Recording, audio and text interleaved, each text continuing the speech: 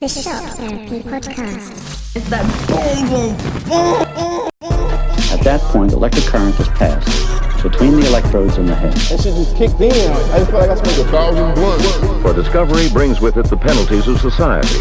Shame, arrest, prison. Oh, sorry, I was taking life seriously. I'm over the end dangerous territory. It's a dangerous territory right here. I'm in. I don't know what psychotic means, really.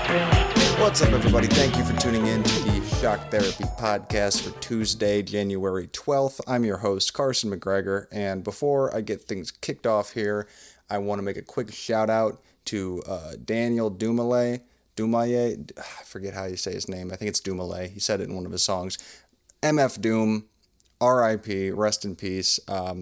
My favorite rapper of all time, and he died, unfortunately, earlier this year, and the information about it came out on New Year's. I haven't talked about it on this podcast because I haven't found relevance in it, bringing it to the podcast. I didn't think that that's something I don't need to talk about, but I just do want to pay my respects in the only way I can, the only semi-platform I have, which is this dumb little YouTube channel.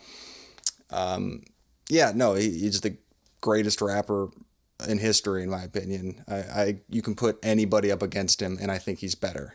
I really do. I think he's better than Tupac. I think he's better than Biggie. I think he's better than a lot of people say Eminem is in the running for best rapper of all time. I don't think he is. MF Doom is the greatest rapper that's ever lived, in my opinion. Just with versatility, the things he could do lyrically, the wordplay, the lore, establishing like a storyline, a lore, a fantastical world that you're going into when you go into his catalog. Nobody's quite ever done it like him, and I don't think anybody's ever going to do it like him again.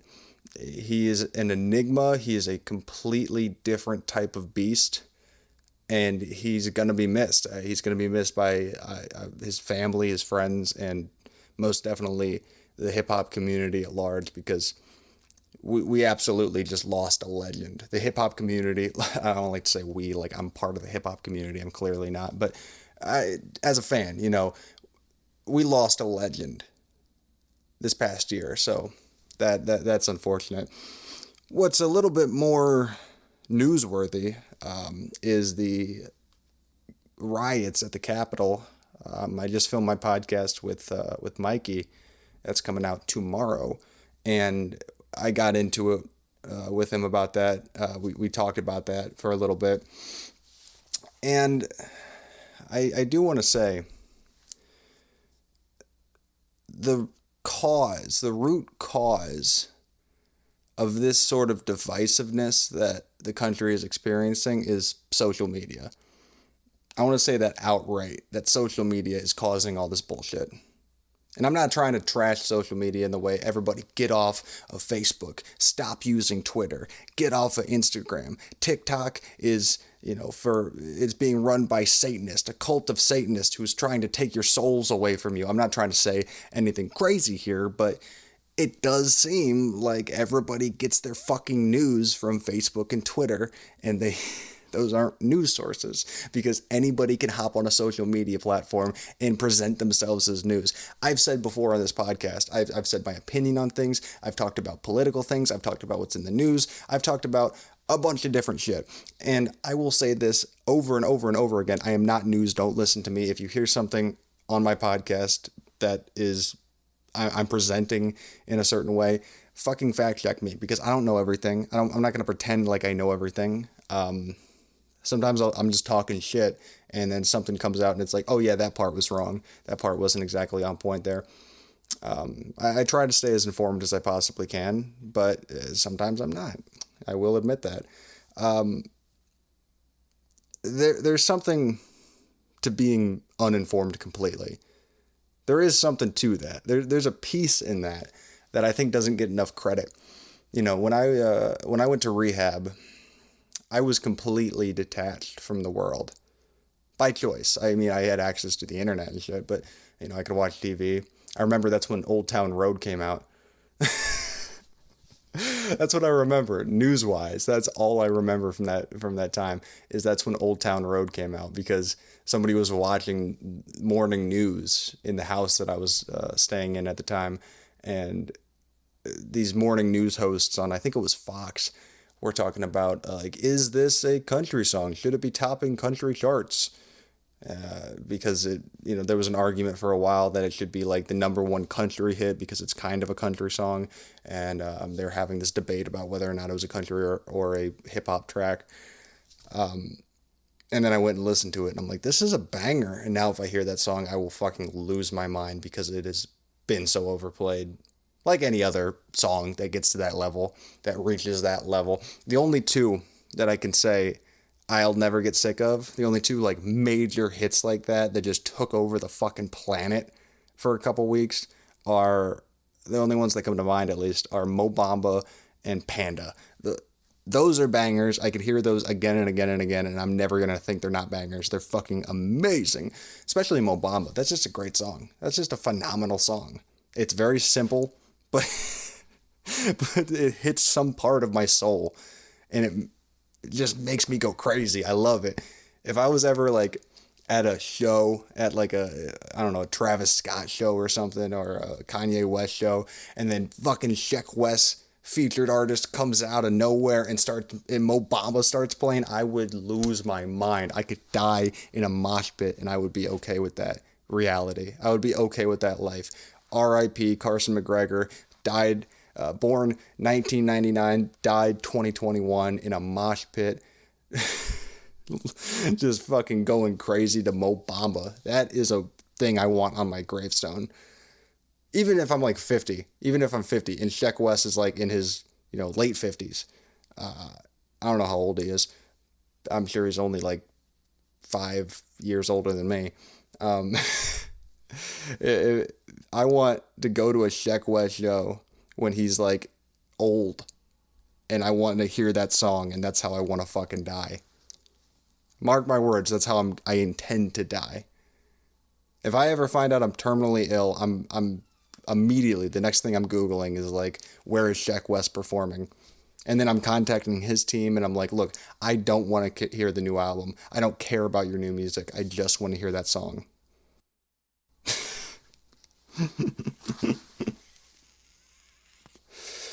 Anyway, what was I talking about? Fucking people finding their news all on social media. Yeah,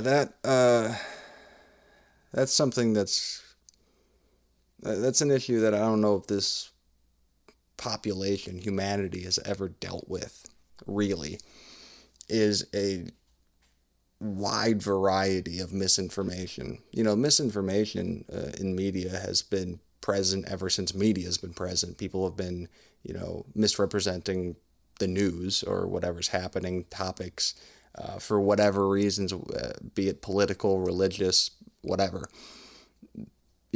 Media bias has been going on forever. Fake news has been going on forever. But the variety at which it's happening now is unprecedented. It's never happened before in human history.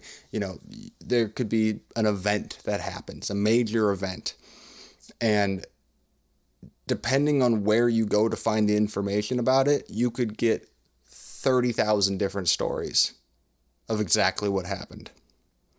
Because you go to a super alt fucking right website and they have their sway on it. You go to a, super duper liberal website, they have their opinions on it. You go to an anarchist website, they have their opinions on it. You go to a fascist website, they have their opinions on it. Whatever you're looking up on that particular day. I've said before that you shouldn't trust CNN or Fox News. You shouldn't trust biased media, and I truly believe that, but I don't think that's really the biggest problem. I think that's the biggest problem for people of a certain age group, people that don't tend to get their news as much from the internet. That's, I guess mostly boomers, or just people above the age of 30. That group has a much larger amount of people that are getting their news exclusively from mainstream television news. I think most people in my age range are getting their news from the internet. I'd say, Gen Z. Am I Gen Z? I think I'm Gen Z. Gen Z and millennials. That's, just internet-based news for the most part. And the thing about social media, the thing that makes it so successful, or it has made it so successful, is the algorithms and the fact that it's incredibly customizable. You go on your feed on whatever social media app you're using at that time, and it's perfectly customized to what you want to see, because they're trying to keep you on their platform for as long as possible. Facebook knows what you want to see, so they're going to show you exactly everything you want to see so that you stay there. The same thing can be said about YouTube. The same thing can be said about TikTok. TikTok has kind of perfected that algorithm, and that's why, they've gotten so successful so quickly, because they can show you, they can get inside your fucking head, and they know exactly what you want to see. That's all well and good. There's a debate to be said about that, about whether or not that's fucked up, because then they can sell that data to companies. Companies know exactly how to market to you, and then, it's all in your head. They're in your fucking head, so they can target ads at you, and it's really scary in its own way. But I think there is a benefit to having a personalized feed so that you can see what you want to see. If you only want to see memes, then fuck it. It's going to show you only memes. That's cool. But I don't think that level of customization should happen with news ever. I don't think you should only get the news that you want to see. And when I say that, I mean news that fits your narrative of what news should look like. If you are a staunch conservative and you think that Hillary should be in jail and that Bernie Sanders is like the most evil person that's ever existed, if that's your side of things, you shouldn't only be looking on Breitbart, because that's gonna confirm what you think. You're not gaining anything. You're not gaining any information or any insight. I like watching Ben Shapiro, because I disagree with Ben Shapiro on almost everything. But I like watching him because I like to see what his take is on shit. What's your take, Ben? Okay, I don't think that at all, but that's cool. That's how I watch him. I watch him in sort of a hate watch type of thing, but, I do try to listen. And I don't watch Alex Jones. I won't go that far. But I also, read the fucking Huffington Post. I'll watch, like, BuzzFeed news videos. I'll watch Now This on Snapchat, which is, like, super duper liberal. Like, I'll try to get as many perspectives as I can so that I can make the most rational decision on what I believe. And I've been bad at my entire life, and I'm trying to get better at it now. And I'm not trying to disconnect myself from this completely. Like, I'm telling everybody that's watching, like, this is how you should be, and everybody's just so stupid, and they're so easy to convince and gullible. I'm gullible too. I am so easy to convince with news. So that's why I'm trying to work on these things with myself. I'm trying to get more outside perspective so that I can have a more well-rounded perspective on things. I have been bad at this my entire life, and I'm just trying to fix it now. So that I don't have to be as much of a dummy anymore, and I don't have to act like I know things that I don't. That's the big one. That's really the big one that's been a problem with me my entire life since I can remember, is that if I don't know something, I try to fill in those blanks because I don't like to not know things. So if a topic of conversation comes up and I don't know anything about it, I'll try to act like I know some shit about it so that I can fill in the blanks and not seem like an idiot. Even if nobody else in the conversation knows anything about the topic, even if they're like, I wonder about this, then I come in, my fucking dumbass comes in, and, well, here's the thing about that. I don't know what I'm fucking talking about, but I'll just say it because I want everybody to think, oh, he's not stupid. I'm so insecure about looking stupid that I end up looking way more stupid than I think I actually am a lot of the time, because I just bullshit. I bullshit. Things just come out of my fucking head because I don't want to look uninformed or ignorant. And that's a problem, because it's better to be curious. It's better to not know. It's okay. There's security in saying I don't know something. And there's also security in saying I don't know and I don't believe you. Just because somebody tells you something, somebody's like, oh, you don't know about this? Well, let me tell you about it. Don't fucking believe them. Who are they? Who are they? If you really want to know and it's really something you're yearning to know about, then look it up. Go on as many trusted news sites as you could possibly find and try to find out the information for yourself, because that's another problem. Another problem I have. If I don't know something, somebody tells me about it and they sound really put together and smart, I'll just start regurgitating that to other people. Like I heard it from fucking the horse's mouth. I heard it from the New York Times reporter who was there during the event itself. I heard it from that guy. That's kind of how I lay it out. And it's wrong. It's stupid.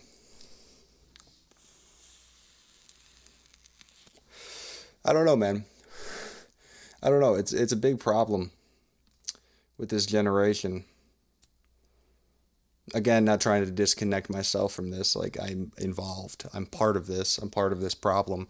But I think we have to start addressing it now. Mikey, who I do my other podcast with, he tells me shit all the time. He's like, well, I saw this on TikTok. And then I looked the thing up, and it's wrong. What he told me is not correct. And I tell him, like, don't fucking get your information from TikTok. Because anybody can make a TikTok account. Any fucking asshole, any moron can make a TikTok account. And the problem with people that make TikTok accounts where they're actually spreading real information, they go to the ends of the earth to find that information and then they present it to you in that format. The problem with that is those people are getting lost in the shuffle with all these bullshitters. That's the whole problem with the internet. And that's why trusted news sites are being called into question. Things like the New York Times get called into question because there's so much misinformation, and it's like, well, how do we know that these people are telling us the truth? And then you get these QAnon, whatever conspiracy theorists that storm the Capitol because they don't believe anybody. They don't believe anybody but themselves.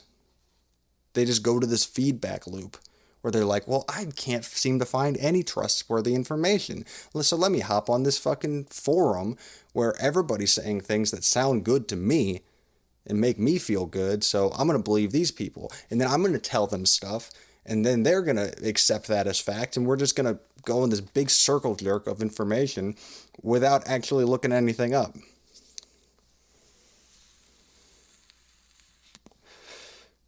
I don't think any of it's malicious either. I try to be optimistic about people and think that people are generally good. I don't think that any of this conspiracy nonsense has a malicious intent. Like, we hate all these people, so let's try to make a narrative where they're the bad guys. I think it's like self-preservation. Everybody wants to be okay, and they're scared of something because they lack information. So lack of information is scary. So they fill in those blanks, and what they've happened to fill in those blanks with is something that's kind of fucked up. I think that's the root of all evil. The two things that are the root of all evil is ignorance and ego. And they kind of walk hand in hand. You're ignorant about something, so your own ego tells you that you already know that information. Well, you're not stupid. You're not stupid. This is the information. Isn't this what you think? Okay, that's what you think. That's what you think. And that's probably right. And if anybody tells you that that's not right, their information is incorrect. That's the ego. And we all have it. We all have it. I definitely have it. I got a fucking way overactive ego that I'm trying to tame every single fucking day. And that's the good thing about doing acid every now and again, is that you can put your own ego in check from time to time, not trying to go on some psychedelic rant. I know there's nothing there's nothing less interesting than hearing some idiot talk about psychedelics, but I don't know, man. That is quite an experience when you are able to have your ego just ripped away and torn apart, and just you look at yourself in a different way. You look at yourself as more of a part of a bigger thing, a bigger picture than the whole picture. Your ego wants you to be the entire story. It wants you to be the main character. And then when you eliminate that ego It allows you to realize that there is no main character. Because this, what we're all in right now, what we're experiencing as a population, this is the main character. All 7 to 8 billion people that are on this planet are the main character. As one collective being, it is the main character. And that's what I'll leave you with. You guys have a good week. Fucking good day. You guys have a good week. Drink RC Cola. Sway for president. And I'll talk to you guys next week.